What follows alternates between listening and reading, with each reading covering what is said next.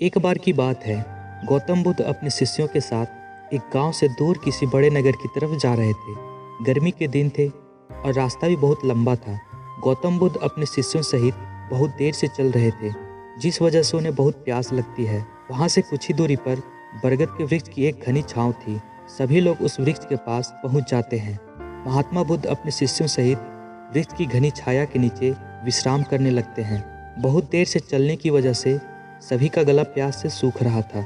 यह बात बुद्ध जानते थे। बुद्ध ने अपने एक शिष्य को कहा, आप इस बरगद की छाया से 20 कदम दूर जाकर बरगद की 2 बार परिक्रमा करके वापस आओ। शिष्य वैसा ही करता है जैसा बुद्ध ने बताया। परिक्रमा के बाद जब शिष्य महात्मा बुद्ध के पास आया तो बुद्ध बोले कि क्या आपको किसी ठंडी हवा का अनुभव हुआ था?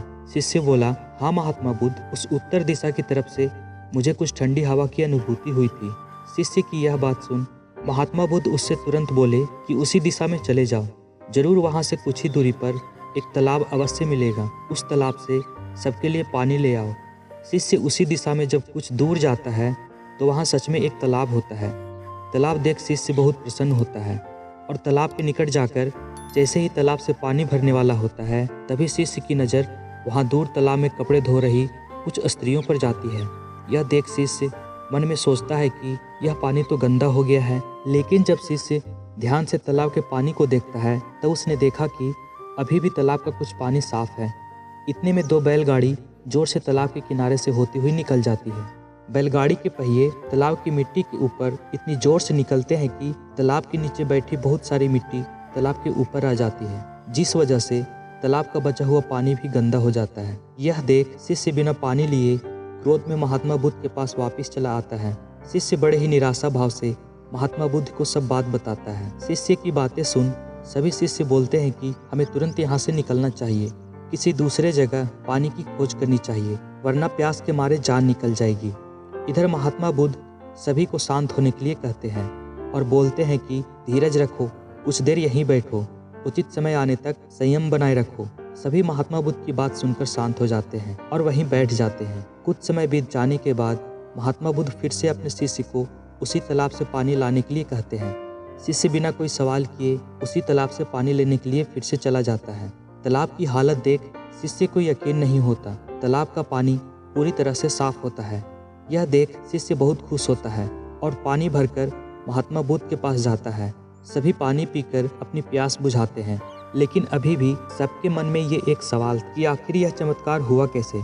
तालाब का सारा पानी तो गंदा था। उन्हें लगा कि जरूर यह बुद्ध की शक्ति है। उनमें से एक शिष्य ने यह सवाल महात्मा बुद्ध से पूछ ही लिए कि यह चमत्कार आपने कैसे किया? शिष्य का जवाब देते हुए महात्मा बुद्ध बोले कि यह कोई चमत्कार नहीं, यह आपके सब्र का फल है। यह फल है आपके सब्र बनाए रखते हुए उचित समय के इंतजार का।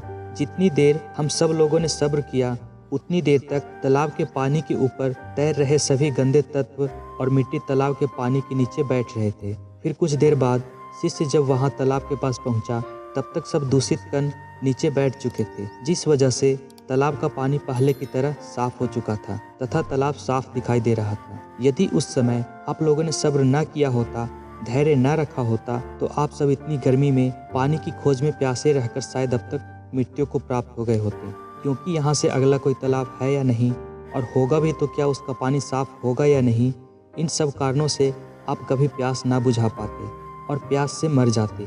फिर इतना बोलने के बाद महात्मा बुद्ध शिष्यों को एक सीख देते हुए कहते हैं कि जैसी स्थिति हम लोग के समक्ष आज आई है वैसी ही स्थिति और मुश्किल दौर जिंदगी के हर मोड़ पर आएंगे। तब उस समय भी आपको ऐसे ही संयम बनाए रखना होगा और अपने विवेक से काम लेते हुए ही आपको एक उचित फैसले के साथ सही नतीजे पर पहुंचना होगा।